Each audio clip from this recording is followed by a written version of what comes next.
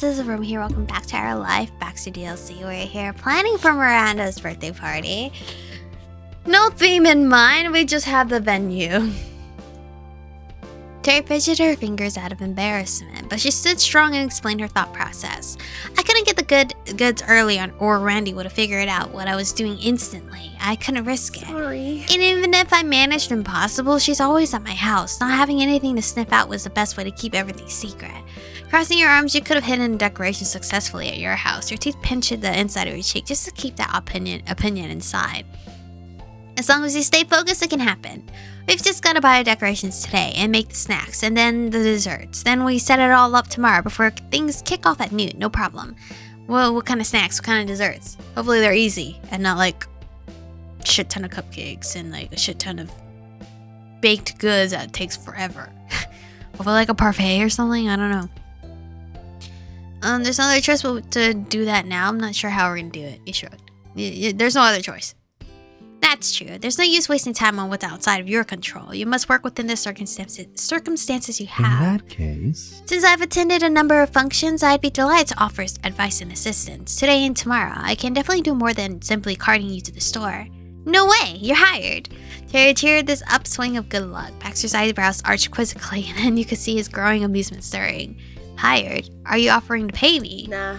But you can join our secret party planning team. That's priceless. Very well. I'll take it. His tone sounded even happier than his teasing ploy for money. There really was no payment that would have made it more worth the while. Baxter laughed and gestured towards the street. Let's discuss the details on the way. I imagine a store you have in mind is in town. Terry hopped towards the street and partially twisted her heel. She tilted her head and smirked. Nothing's in this little beach town. With his hands in his pocket, Baxter stepped aside, passing you to join Terry on the road. He had a few words as he crossed your path. Oh, I would have to disagree with that. Wait, what? Are you saying there is something here in this little beach town and it's me? Your skin grew warmer from just that slight brush with Baxter. Oh, he's so smooth. His car is parked. My car, not his car. My car. Well, it's still his car. My car is parked a short walk that way. All right, team, here we go. Baxter slipped inside the condo to grab his keys. You and Terry loitered in the empty street while you waited. We totally hit the jackpot. Did you see his face when he realized this was a party? He probably has loads of ideas. You nodded hopefully and bopped a rock part of the way across the pavement with the toe of his shoe. Following the motion, Terry's expression became focused. She lined up the shot and launched a rock down the street with one swift kick. Baxter didn't take long to return and lock up. You followed him to his car with a pep in your step, and Terry slapped her palms to the front passenger side door. Dibs on shotgun. You did not like that. You're happy to chill in the back seat. You're fine either way. Yeah, it's whatever. I don't care. Works for me. Yes, thanks. She already called dibs on it. Even though Baxter and I are dating. But I don't think she knows that, does she? I don't know. Terry enthusiastically gave you a finger gun and then pulled the car door open. She climbed in and you plopped down in the back seat. You were glad after all that stressing, all it took to make her so happy was to sit in the front seat. Terry glanced at Baxter across the small space between them and winked. It'll be like you're chauffeuring Michiko because she's a VIP. Yes. Yes. And where can we drive you today, Miss Melody? Oh, cute. Baxter buckled his seatbelt then immediately began searching for a nearby craft and party supply stores via GPS. Did you have a particular store in mind? Oh, that one. She pointed at the lower half of the screen, and Baxter wordlessly set her pick as the destination. With that settled, the rest of you got comfortable and buckled in for the ride. Oops, I did not mean to do that. Despite being the new guy in the area, Baxter confidently drove as if he'd been traveling these roads his whole life. He followed the directions laid out for him, but he also kept a part of himself focused on the task at hand. Baxter kept the conversation focused on how he could help you and Terry with the party. He didn't hesitate to be a key member of this operation. Thank you for doing this, Baxter. Seriously, it's so nice. Thanks, Baxter, considering you're working pro bono. I appreciate that you're taking party planning seriously. You know what, the first one. You're welcome. Baxter quickly slid his gaze up the rearview mirror. His sweet smile curved playfully as he returned his attention to the road. Though there's no real need to thank me. I'd feel horrible if I ignored your plight, especially when I'm in an easy position to help. You've got a real heart of gold in there. Terry lightly punched his shoulder, and Baxter shook his head at her bold antics. You caught his eye for a split second in the mirror again. Wait, that's not good. I need a black heart, don't I? Perhaps I should turn the car around. No, you've got a silver heart. That's grayscale. Baxter snorted and tightened his grip on the wheel. So, do we have an idea of what we're looking for? It's gonna have a theme. The party can't just be a generic birthday bash. We're going for something here. Excellent. Having a specific design core makes it all the easier. Baxter answered with a pleased tone and peeked at the GPS. He turned the car at the intersection. And the theme is? Nah. We don't know.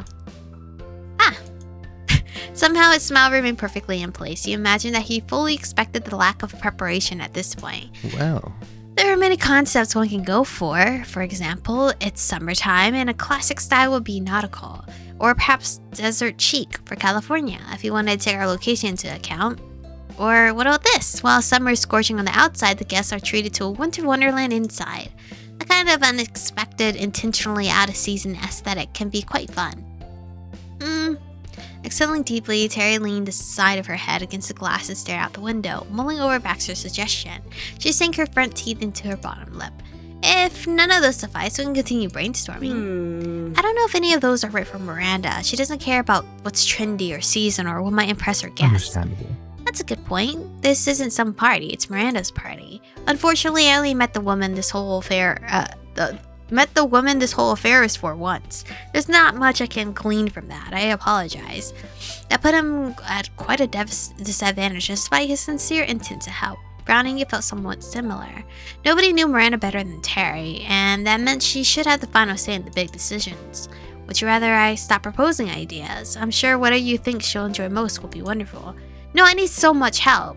I don't even know what the party themes are. How am I gonna pick one? Okay, then should I keep throwing out ideas until something sounds good to your ears? Yeah. Yes, please. There's gotta be a theme that's perfect for her. I'll know it when I hear it. Very well.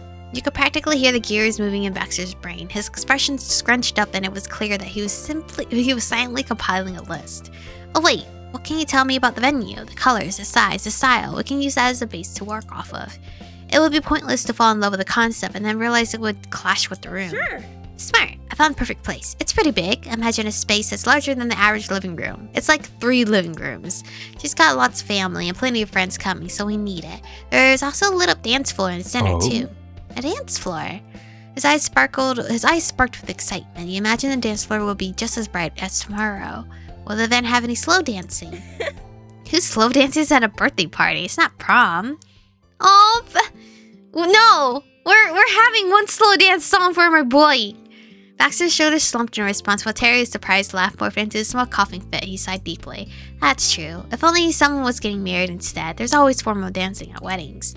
It's a shame that the only appropriate time to dance with a partner, besides at practice and competitions and odd jaunt through some sprinklers, happens to be a very uncommon event. Oh, he's so romantic, bro. Do you want to randomly dance in the kitchen at 3 a.m.? I'm down. Just wake me up. But of course, this is outside of having your own actual partner who can go dancing with you whenever you like. Your head tilted. Was that a hint? The two of you were dating. Did he want to go dancing with you? Or maybe there wasn't any intent behind his general statement. Okay, thank you. Thank you, girl, for clarifying that we are still dating. I promised to find a way to dance with somebody. But you can't dance. Somebody promises to dance with you somehow. Next time there's a wedding, you're the first person I'm calling. That's pretty sucky. I don't know he's talking to us, but we're gonna be bold and assume. You held your eye in the mirror for another second. Exciting. Oh, he is. Okay. I would enjoy that immensely. It was the least you could do for him after he willingly signed up to help you out. Never mind sharing a dance with Baxter was going to be never mind sharing a dance with Baxter was going to be a special treat, and you had zero intent to miss that. But Baxter shook his head, reminding himself of his indulgent thoughts. His attention flickered to the map. Regardless, it wouldn't matter either way in this case. I apologize for getting us off track. How else would you describe the venue? Very nifty. It's shiny and pretty and pink. Wow, it sounds like everything I would want. That does give a strong picture of what that presentation could be. It's limiting, but in a helpful way. Just throw flowers everywhere. Cute pink and white heart balloons and streamers, and call it a day. How so? I see. The most obvious direction would be to make the entire theme simply pink. Terry snorted and tried to suppress her giggles, but she was instantly unsuccessful. Randy does like that color, but she doesn't feel the same way about it as you do with black and white.